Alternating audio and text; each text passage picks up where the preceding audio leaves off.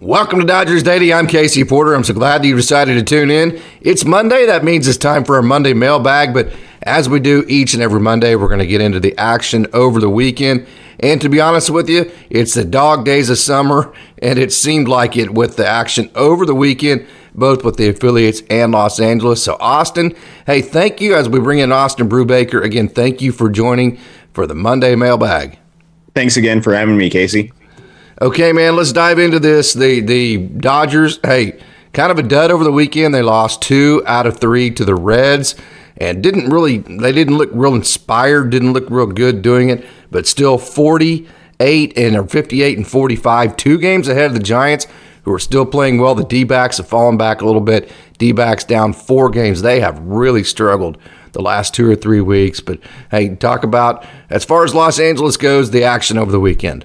Yeah, no, if we look at the big league club, if we look at Los Angeles for the Dodgers, I mean, it was a frustrating weekend. Obviously, this is the time where you want to take some of these series against some of the tougher competition just to kind of prove yourself. But this weekend obviously was not a great weekend, losing 2 out of 3 to what I'll say is a very good Cincinnati team. You saw a lot of things go on. You saw some injuries to some of their players, just some of them going down, just with some of the wear and tear of the season, just kind of building up on them.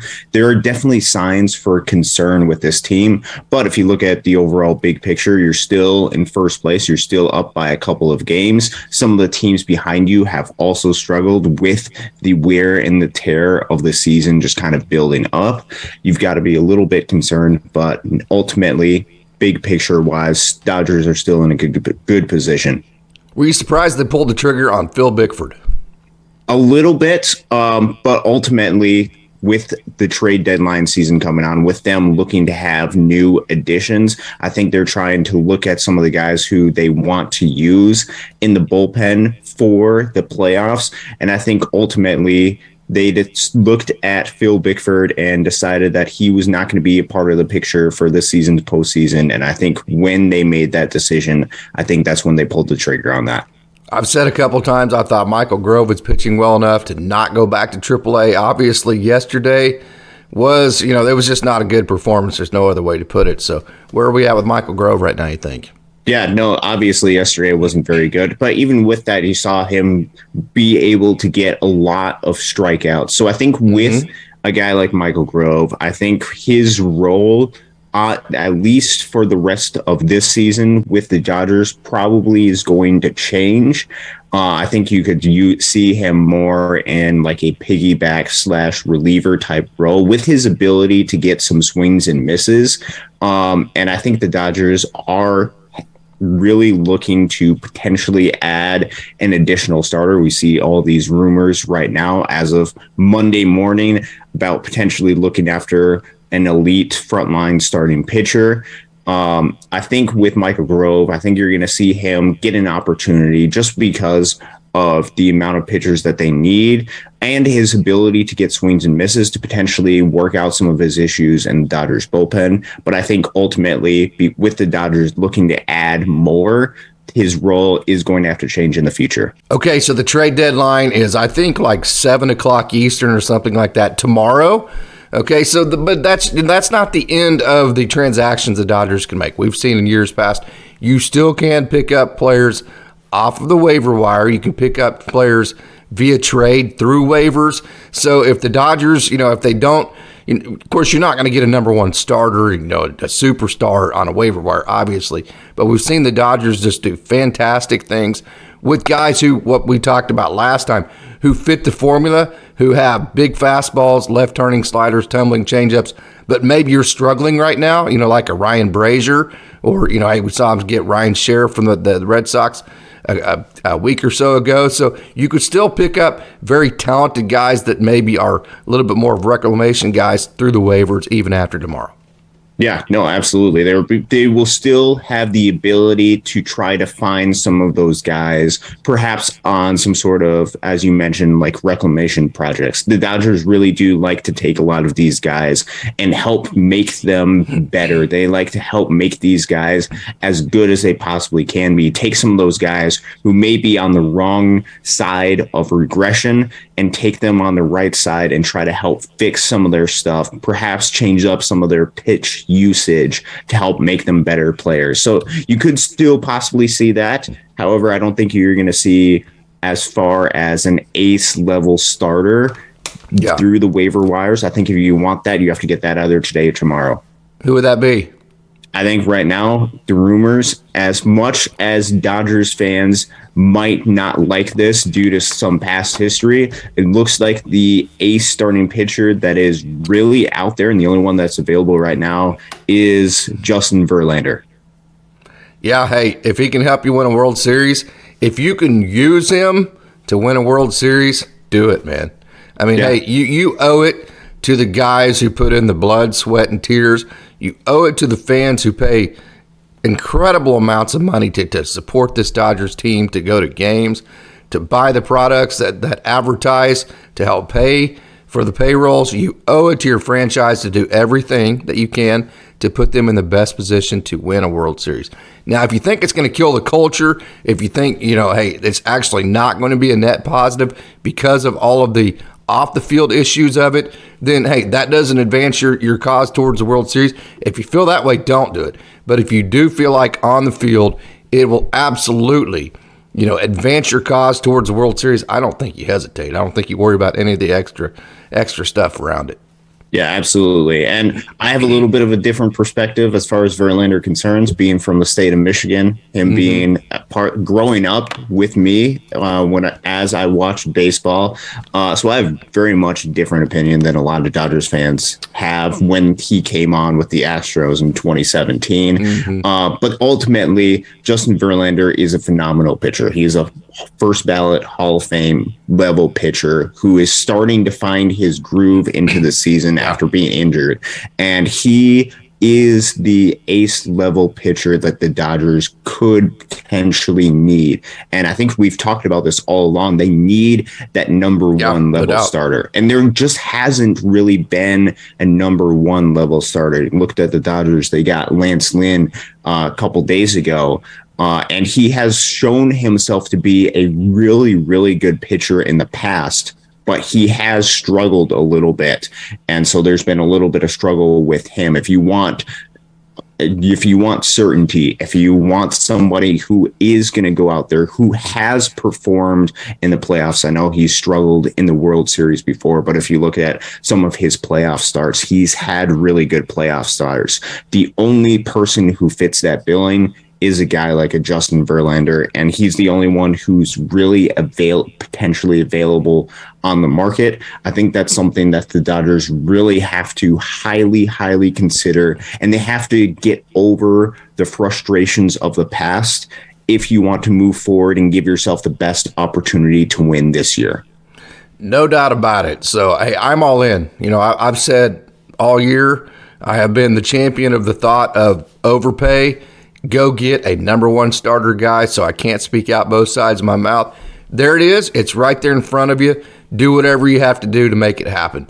That's where I'm at right there, because I think if you throw a Justin Verlander into that mix, you already have the Lance Lynn. I think if you shore up your starting rotation that way, and you added Joekelly, I think you're a championship caliber team right now. I think you're better than the Braves with that if you get a Justin Verlander. Yeah, no, you have a extremely solid base to your rotation if you do that, because that's not including in the playoff rotation a guy like a Bobby Miller being able to fill in there as well. You'd still be able to utilize his skills in some sort of capacity. That's not including a guy like a Walker Buehler who could potentially come back at the end of the season. I know he's pushing extremely hard to come back as well. This would just Ryan Pepiot. That would you absolutely. It doesn't even include a guy like a Ryan Pepiot. You don't know the roles of him. You don't know the roles of Emmet Sheehan. That would just add to the depth and of this rotation. This would add a little bit more certainty at the top of the rotation as well. And I think would just overall make this team a really formidable force going into the playoffs. You already have the great offense, and hey, when you have Miguel Rojas who can play shortstop, the kind of defense he can play at shortstop, I think we'll get into it here in a minute with the mailbag, but I think you have the pieces there to be World Series championship caliber defense. You have a World Championship caliber offense. You have Joekelly that I think is going to kill it in the bullpen now, really shore up, hey, that bridge maybe to Evan Phillips, which was kind of a role that the Dodgers have struggled with at times this year. So if you can get that number one starter, I think you're the best team in baseball at that point. That's just my opinion. Okay, so were you surprised that the Dodgers, we talk about all these trades and you talk about who you lost, and we'll get into that here in a minute with our mailbag. With starting at the AAA level, you lose Nick Robertson, Justinhagenman, who I just got to meet about a week ago, and I was getting ready to feature him and talk to him, and then he got traded talking about Justinhagenman. Then nicknastrini and Jordan Leisure. I was in Tulsa yesterday, so got to talk to some guys about their reactions to losing Nick and Jordan, and boy, they love those two guys. They're super excited for the opportunities they're going to get, but with a fallout that you're not talking, so we know about the four guys who were actually traded. The two guys that aren't getting talked about, kind of the fallout there, two guys that got DFA'd, eddysleonard, Justinbruihl first. Do you think they'll clear waivers? Do you think they'll make it through waivers? And were you surprised to see those moves? Yeah, so I'll speak a little bit more towards Eddie's because I had the opportunity over the past couple of years to see him grow at the Great Lakes level. Just to answer your first question, as far as whether you expect them to clear waivers, honestly, I think he's going to get another opportunity in another organization. I agree. And I'm fully excited to see him do that, even though I'd love to see the opportunity for both Eddie's and Yorbit to kind of grow up and become Dodgers together. I think that would have been amazing to see them both come up together. Ultimately, the Dodgers, in their pursuit for a World Series, have a serious crunch as far as the 40-man roster is concerned. And ultimately, somebody needed to be removed from that 40-man roster in order to make space for some of these guys. And one of the victims of that is a guy like eddysleonard. Now, it is true that eddysleonard has struggled at the start of the season, both last year and this year. This year, really bad going into AA. Mm-hmm. That is not indicative of the skill that eddysleonard has. And it's not indicative of how he's played since May. It is not indicative. Yeah, if you look at his numbers since May, he has proved to be extremely solid, extremely reliable. He can play solid and reliable is a good way to put it, I think. Yeah, absolutely. He can play up the middle. He can play shortstop. He can play second base. He's really good at kind of moving around exactly where you need him to. He can be a force in a lineup. He can get into the baseball, provide some power, and just be really that good person in the clubhouse too that can really help spark a team when he is on.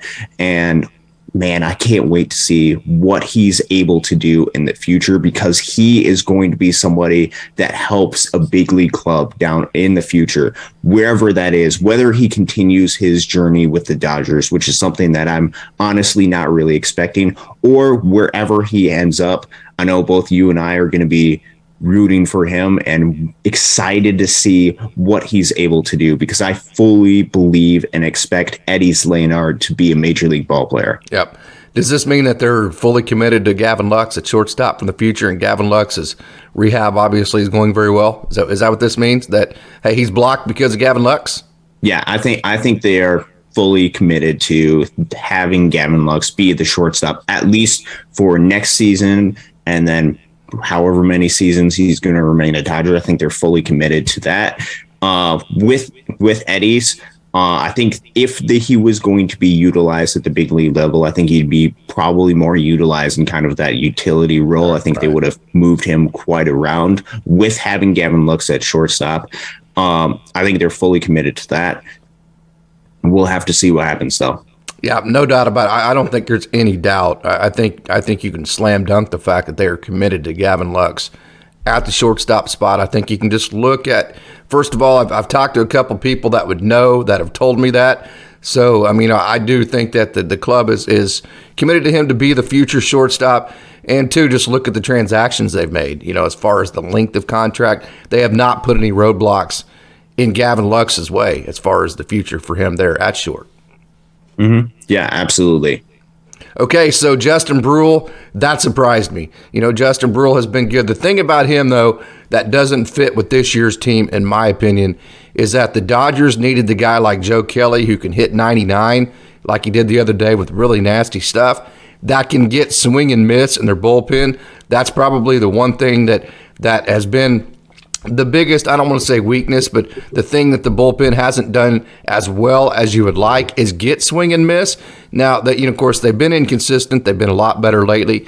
So, hey, being 90, 91, not really a big swing and miss guy, I think it just was more of a fit type of thing that they needed to replace Justin Bruihl with a swing and miss type bullpen piece. So from there, I think he got squeezed out, but I don't think there's any doubt that he will get picked up. Yeah, I think you're absolutely right. I think he's got too much talent, and I think we've seen too much in the past from him, not for other teams not to take a chance on a guy like Justin Bruihl. And I think with this roster is concerned, I think they're looking for a little bit of a different personality. I think they're looking for a very specific type of player that they want to take into the playoffs this year. And I think ultimately Justin Bruihl didn't really fit into that mix. And I think that's why he got DFA'd and then why he's going to get picked up by another organization that is going to utilize some of his skills. So let's talk about Joe Kelly, Lance Lynn. Yeah, no. So these are two guys. Obviously, this was the big trade that went down a couple days ago. Dodgers have been looking for pitching help, and they saw pitching help specifically from Chicago. This is something that we've talked about in the past, them potentially looking to this route.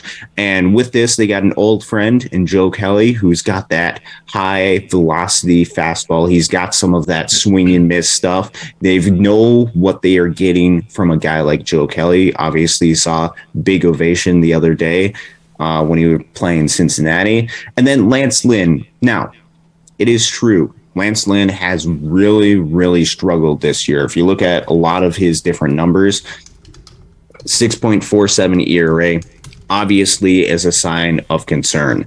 However, when the Dodgers are looking to add players, when they're looking to add them either through the waiver wire, whether they're looking for trade, you are not getting guys for past production. You are looking for guys who are going to provide future production.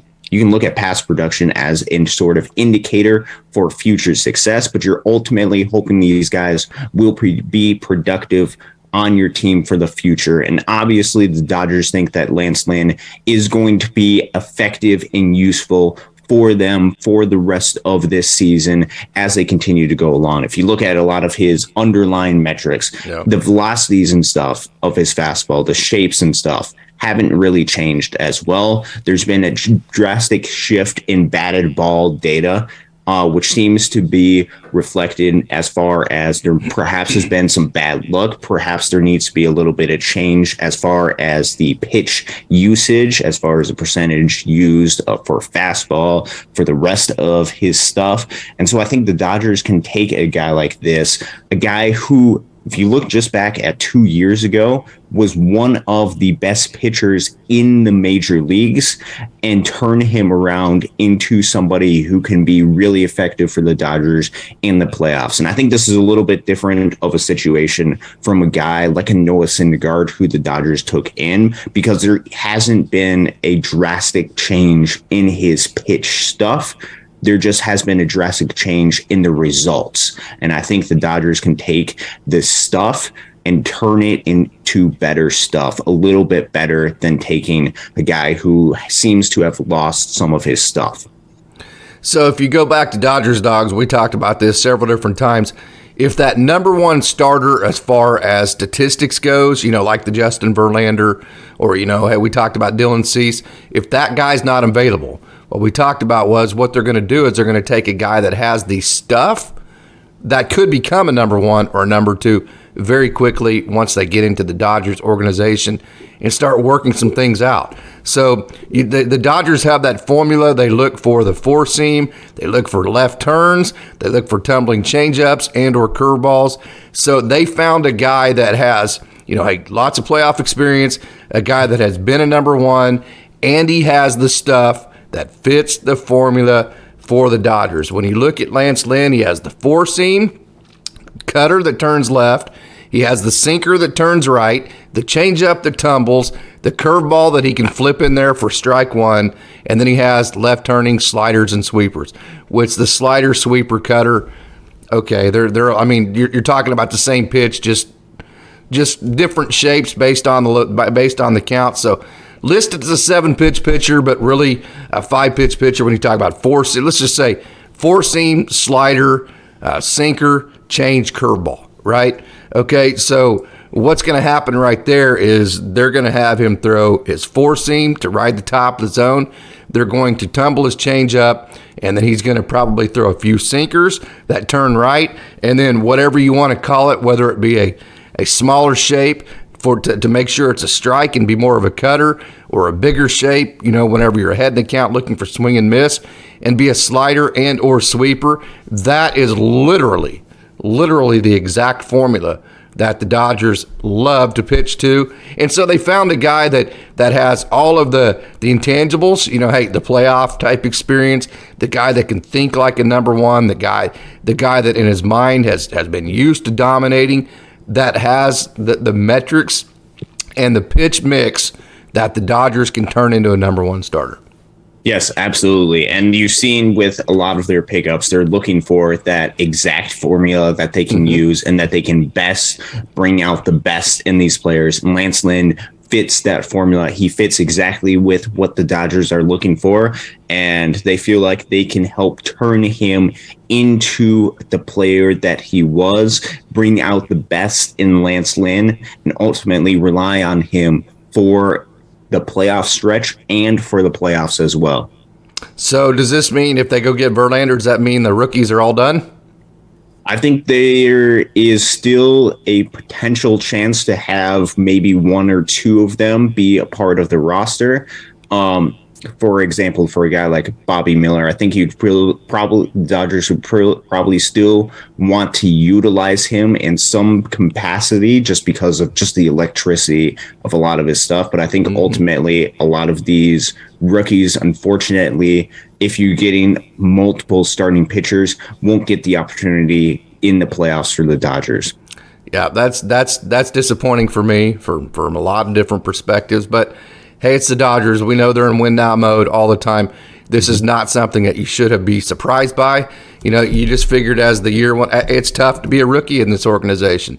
It's tough to be a young guy, trying to work your way up. This isn't like the Pirates or another club that can just throw 4 or 5 rookies out there, give them 300 at bats, not worried how you're doing. You have to hit the ground running in this organization because the Dodgers, when you re-sign a guy like Clayton Kershaw, when you bring in a J.D. Martinez, whenever you bring in a Mookie Betts to a 10-year contract, you sign a Freddie Freeman, you owe it to everybody who's helped paying for those people, the people who buy the advertising, that buy the tickets, that buy the merchandise. You owe it to them to do what you think is in the best interest of the team to help win a World Series. And a lot of times it's a big leap of faith to say that is a rookie to do that with. And so I get it, but I can't honestly sit here and say that if that is the case, they go get a Verlander, all the rookies are squeezed out. James Outman, it looks like, is probably going to platoon and only play, against certain type pitchers. That would be very disappointing for me, but I would have to say I also understand. Yeah, no, and when you're part of the Dodgers, obviously there is this high expectation that you win the World Series basically every single year. That is the expectation. And the Dodgers front office wants to provide as much certainty as they possibly can to try to help win that World Series. And so I think from their perspective, they're trying to add certainty by getting some guys who have longer track records. And I think that's frustrating for us just because we've seen a lot of these guys. We've seen the track record that a lot of these guys have had through the minors, and we know that they need some of this experience to help further elevate their game. Obviously, we're a little bit frustrated by that, but we also totally understand from the Dodgers' perspective, they want to win the World Series this year. If they think that gives them the best opportunity to do that, then that's what they're going to do. So here's the deal. Here's where it's not frustrating. Bobby Miller wasn't scheduled to make his maybe towards the end of the year. Emmet Sheehan wasn't scheduled to be, in the major leagues this year. I think the next year was probably his ETA.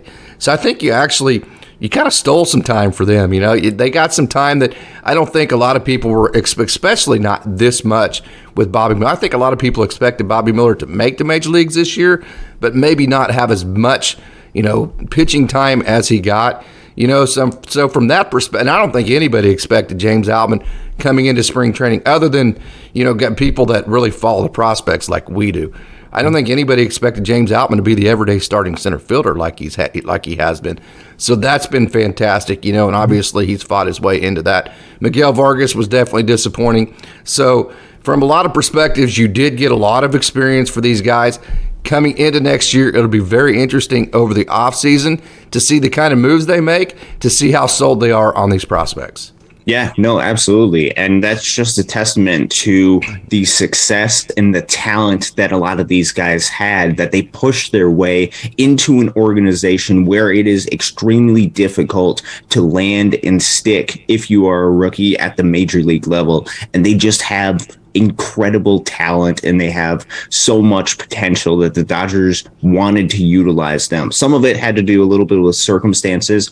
Obviously, they didn't expect to deal with this much injuries on the pitching staff, but these guys took the mantle that they were given. They took the opportunity that they had, and they just ran with it to the point where we were having a serious conversation as far as what the role for a lot of these guys are. And I think that each one of these guys, no matter what their role is going down the stretch, should take that and just be extremely proud with what they're able to do and take that as momentum, and take that as an opportunity for the future as they go into their future career with the Dodgers.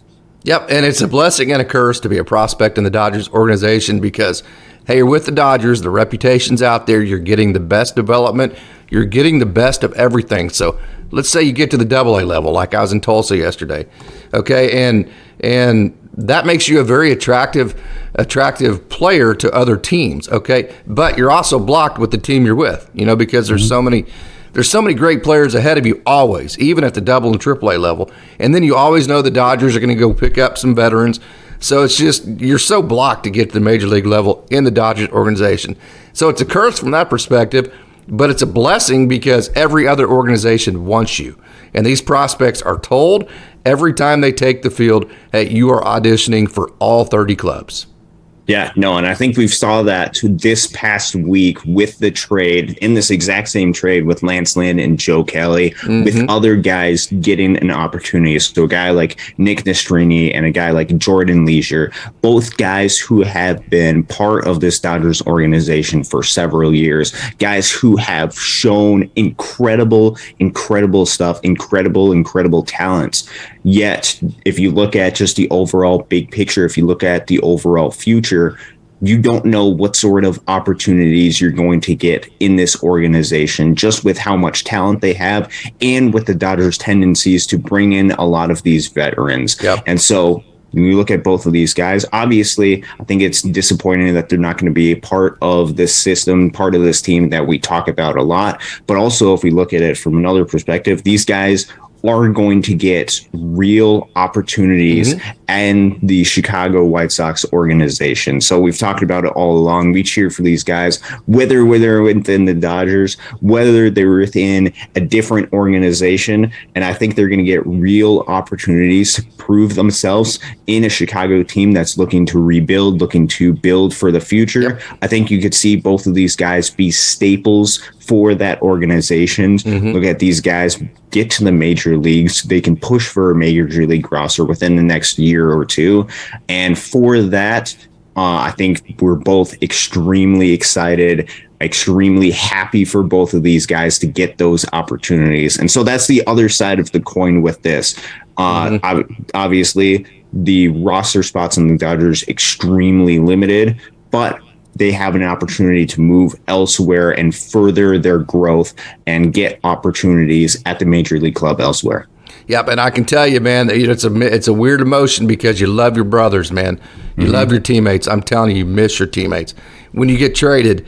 But then it's super exciting because, you're going to an organization that's going to give you way more opportunities to make it to the major leagues. So these guys are very excited. They're very sad to leave the situation they're in and their brothers that they spend every day with, but they're also super excited for themselves as far as the opportunities they're going to have. So you ready for a mailbag?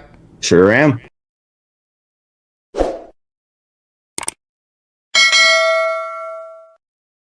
All right, it's Monday, Austin, so it's time for our mailbag. So let's dive into it. The first question that was sent in this week, and it was sent in via a comment. By the way, if you have a question you'd like answered, DM me. You can go to my Twitter or Instagram, Facebook, and direct message me. I get all those messages. You can also email me at dodgersdaily73@gmail.com or my personal email, caseyporter73, casey.porter73@gmail.com. All those emails are all over my website at dodgersdaily.net. So, hey, probably the easiest way to do it is to leave a comment or DM me, but however you'd like to do that, leave a question for a Monday mailbag. Okay, question number one, Austin, I'm going to let you run with this because I know you've done a lot of research. Who is eligible for the Rule 5 draft over the offseason? First of all, explain what the Rule 5 draft is, and then who is eligible. Yeah, so Major League Baseball, obviously there's an overwhelming amount of talent in Major League Baseball, and there's also limited opportunities that guys are able to get. And so with these organizations, when they're acquiring talent, one things that Major League Baseball wants to avoid is certain teams acquiring and holding on to all of the different talent without giving all of these guys different opportunities. And so the Rule 5 draft is a way to allow for that. So if a guy has been with an organization for a certain amount of time, certain amount of years, and he has not been added to the 40-man roster, he is eligible for the Rule 5 draft, meaning in December, after the season has concluded, a team could potentially pick him up, and he would have to be a part of that organization's major league club for the entire organization. And so that's kind of the or get sent back. Or he could potentially get sent back, which we saw with a guy like Gus Verlander this past season. And so that has to be part of the future calculations for the Dodgers, is which guys are we even able to keep as part of the future because of the upcoming Rule 5 draft. Now, there is a resource available to help kind of evaluate this. You can kind of see who's going to be available in the future. If you go to fangraphs.com, you look at the Dodgers roster resource, it actually tells you who's going to be eligible for the Rule 5 draft, actually right on there. And so some of the most notable names that are going to be Rule 5 eligible, I'm going to use guys who haven't been Rule 5 eligible in the past, although there's certainly some guys on there that you could take a look at. A guy like a Hunter Fiducia, who's already Rule 5 eligible. He will be that again upcoming this season. But just some guys this upcoming season who you could see the Dodgers, and they would be looking to, if they remain part of this organization, likely add. You look at a guy like a Landon Knack. If you look at a guy like a Carson Taylor, a guy like a Nick Frasso, a guy like Kyle Hurt, who has really proven himself this year. Those are some guys who, a guy like Edainer Fernandez, all of those guys have proven themselves to be successful within this organization. And if they are not added to the 40-man roster by the end of November, early December timeframe, whenever the deadline is, they would be eligible to be picked up by another organization. And so I think you look at some of those guys when the Dodgers are evaluating what their roster is going to look like in the future. Those are some guys that they could look to add to their 40-man roster at the end of the season. Yeah, so if you were signed when you were 18, like an eddysleonard, Orbit Vivas, okay, it's 5 years. So let's say you sign when you're 16, you're an international player. So when you're 21, the club has to put you on the 40-man, or you are Rule 5 eligible. If you were signed 19 or older, then it's 4 years for the club before you, not the 26, but you got to be put on at least the 40-man roster, and if not, then you're eligible for that Rule 5 draft. So, yeah, hey, those are the types of guys that the Dodgers know this. This is part of the equation, okay? They need to know with a Landon Knack, hey, are we going to put this guy, with a Nick Frasso, we're going to put him on our 40-man in the offseason? Because if not, we have to trade him. We have to trade him, because if you don't trade a Nick Frasso and don't have plans, or a Landon Knack, and don't have plans to put him on your 40-man in the offseason, then you're going to lose them and get nothing out of them. So that tells you right there, if they don't trade Landon Knack, if they don't trade Nick Frasso, the higher profile guys like that, they're going to put them on the 40-mans in the offseason, which means somebody else is going to have to get cut out. Yeah, no, that is absolutely right. And that is of serious consideration, especially when you're talking about the trade deadline this season. A lot of these guys who you don't know if you're going to be able to add to the 40-man roster, those are guys you are much more likely to be willing to trade, because you're already thinking about potentially the reality of losing these guys for nothing, essentially. Yep. And so that has to be a very serious consideration when you're talking about this overall aspect of the trade deadline for the big league club, when you're looking at the Rule 5 draft as well. So Jose Ramos, trade, put him on the 40-man, or which way do you go with him? Because the Dodgers did not. Some people thought that Jose Ramos would go in the 40-man last year. I was not one of those guys, because he is just at the high A level. I didn't think any team would want to put a high A level guy on their 26 for an entire year who had struck out as much as Jose Ramos.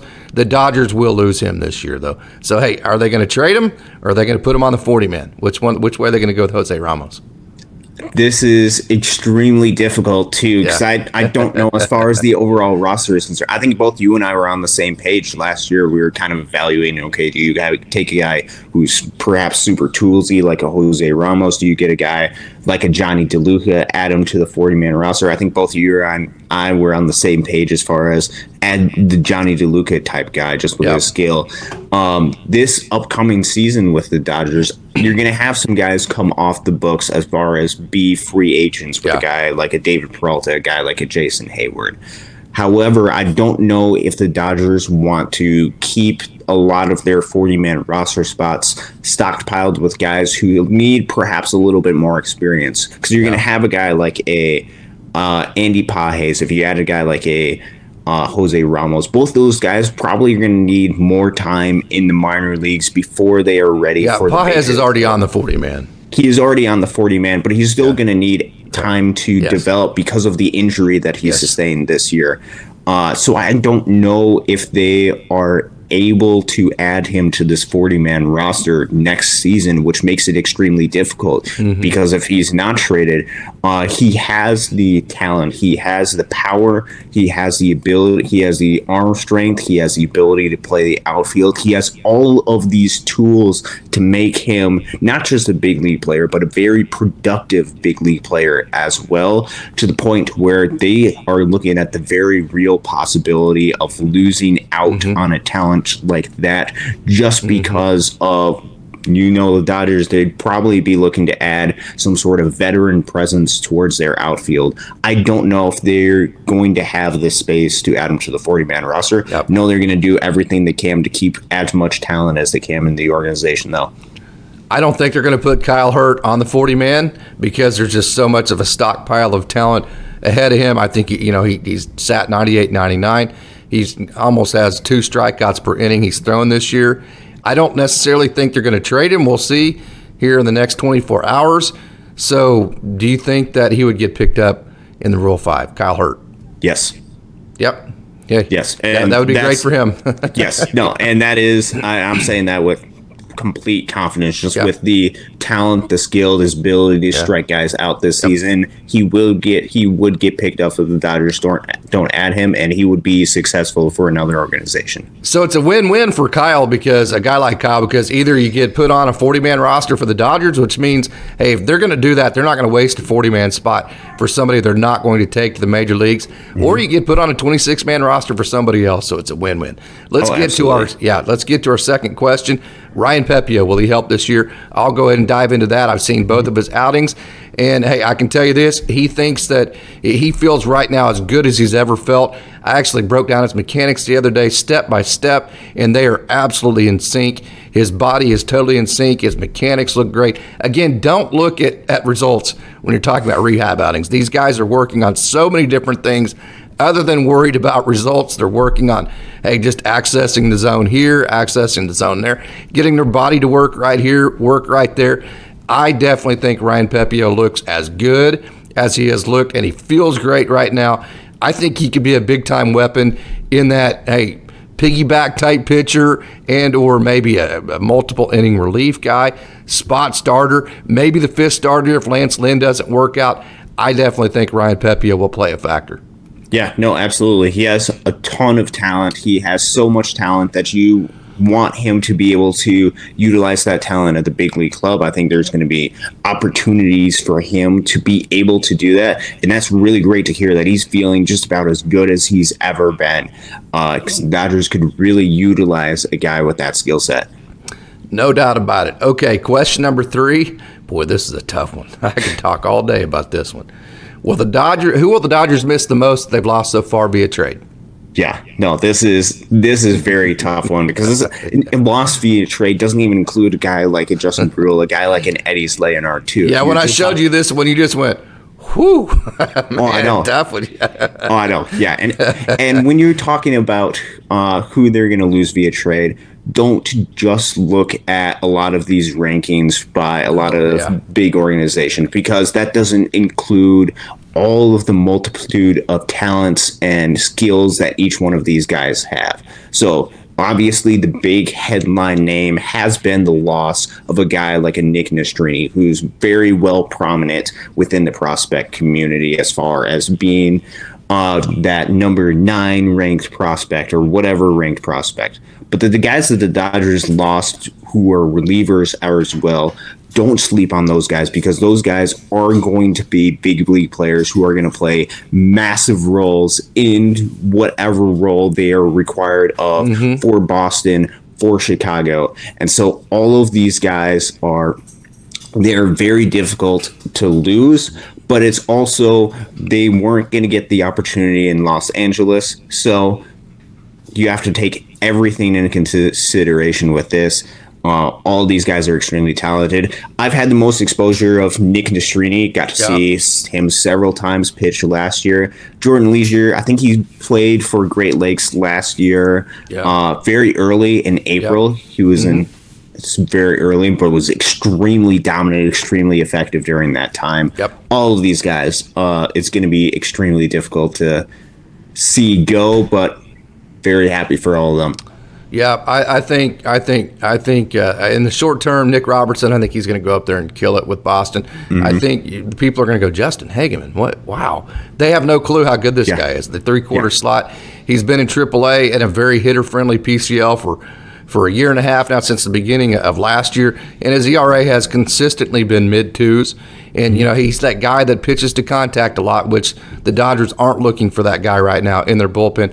Justinhagenman, way underrated. So, obviously, those are the two. I think in the media, I think they're going to immediately go to the major league level and help right now. Nick Robertson, I think, is going to help quite a bit. You mentioned nicknastrini, of course. This is where you get to be, you mentioned not relying on top 30 prospects and being slated to them. Jordan Leisure, Okay, 7 feet of extension, which means that when he delivers the ball, he is 53 feet away from home plate. So, hey, that's elite as far as 7-foot extension. He sat 98, 99. So let's take a guy, say, with 6-foot extension, which is pretty typical because that's the body length of a human being. So he's throwing the ball a foot closer to home plate than a guy with 6-foot extension, and he's throwing it 98, 99. So that 99 miles an hour with 7-foot extension literally is looking like 105 miles an hour to a hitter. And the Chicago White Sox, they measured all that. They graded his fastball. I have been told by people that know. I've been told by people that absolutely know. They graded his fastball as an 80 grade. Jordan Leisure. Yeah, that is phenomenal. That's phenomenal. They saw, and you talked about them doing their homework. They saw a guy, they saw a talent that they could get, and that is going to help them in their bullpen at the big league level in the future. This year.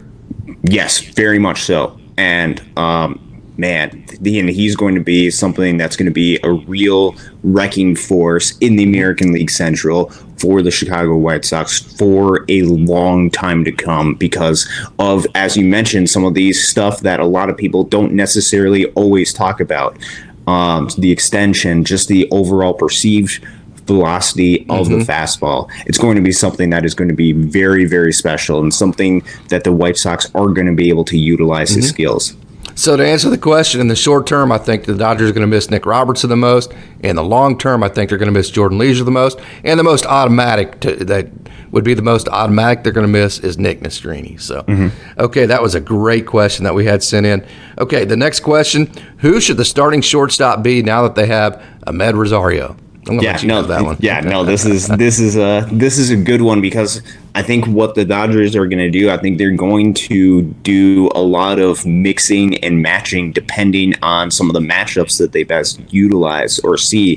For a guy like Amed Rosario, guy who they acquired because he can very well hit lefties, I think you're going to see him potentially fill that role against left-handed pitching, whether that's shortstop, whether that is up the middle at second base as well. I think you could still see a guy like Miguel Rojas. I know he's very much struggled, but with his defensive effectiveness that he has had, I think you're going to still see him get some innings at shortstop, whether he starts a game or whether he finishes a game at shortstop. Dodgers have a lot of different options that they could utilize. I don't know necessarily if there's going to be that everyday type player for them that's going to play shortstop, though. Yeah, I would have to say you give Amed Rosario, I say, hey, the guy hits, so, hey, let's see what he can do. I think you make Miguel Rojas exactly what you actually brought him over to be now, which was the utility guy that can fill in different spots, late game defensive replacements. When the Dodgers went and got Miguel Rojas, I don't think they had any intentions to make him the everyday shortstop. That wasn't why they got him. So now that you get Amed Rosario, you actually get to put Rojas in the position and role that you actually acquired him for. Yeah, no, that's a very good point because they were not expecting Rojas to fill this very high role. They were expecting him to be used in very certain pieces and spots to help fill out the length of this roster. Obviously, circumstances change. And I think Amed Rosario can help fill that role and just kind of dilute some of the pressure that I'm sure Miguel Rojas has felt filling in for shortstop in one of the top teams in the entire Major League Baseball. Yeah, so now you get to play Miguel Rojas only in times where it matches up well for him offensively. You get to put him in defensive replacement situations in the late ends of games. So really you get to be very specific with how you use him and access all of his strengths, which he has some, quite a few of them for a world championship caliber team. Yeah, 100%. And I think this is going to be best for him just in the overall big picture of the Dodgers this season. Okay, so our last mailbag question of the day, Emmet Sheehan, we saw him pitch really, really well his last time out. 5 innings scoreless, and the swing and miss stuff finally showed up at the Major League level. Trust me, it's there. He has some of the best swing and miss stuff of any young pitcher in the game of baseball. He struck out 8 hitters in a row last year in the Arizona Fall League, which is a very good hitters league. So, hey, the swing and miss stuff is there. It just has not shown up to this point at the major league level. But it will, once he gets comfortable and they start trusting his pitch mix and allowing him to mix it up a little bit better, he'll start getting a lot more swing and miss. Trust me on that deal. Okay, but what will his role be down the stretch? I think this is a really tough one because I think this is very dependent on potentially what the Dodgers do over the next couple of days. If they look to add a frontline starting pitcher, if they look to add a Justin Verlander, I think the role that Emmet Sheehan, the opportunities that he's going to have are going to be extremely limited. And I think that's just the reality of the roster reconstruction. I think that's the reality of with some other guys getting healthy with a guy like a Ryan Pepiot. And I think that's the reality of the Dodgers also wanting to limit some of the amount of pitches that a lot of their rookies, a lot of their younger guys are throwing. I think with Emmet Sheehan, he's been able to pitch quite a bit this season. I think some of that is going to start to wind down just because the Dodgers are trying to keep these guys as healthy as possible. And so I think you could see potentially a more reduction of the role of Emmet Sheehan. That does not mean that he is less talented than a lot of or these less guys. thought of. Or less thought of, absolutely. Yeah. They're just trying to utilize what they think could be best utilized to win a World Series and what's going to be best for Emmet Sheehan in the long term as well, as far as keeping him healthy. So I think you could see a little bit of a reduction in his role at the major league level. I think there are still going to be potentially opportunities for him to maybe get some starts if there's some sort of injury. But he is still extremely talented. He is just getting started. He's going to be a wrecking force, and he's going to strike a lot of hitters out at the major league level. Does he make the playoff roster? That's a good question. I don't know, and I don't know if there's going to be a spot for him, especially if the Dodgers add another starting pitcher. Do you want to use him in a role that he's not used to out of the bullpen? Yeah, no. I would say no to that. I would say probably no to the playoff roster. Here's why. This is his third year, Emmet Sheehan, as a professional. 2021, 2 years ago, he only threw 15 innings.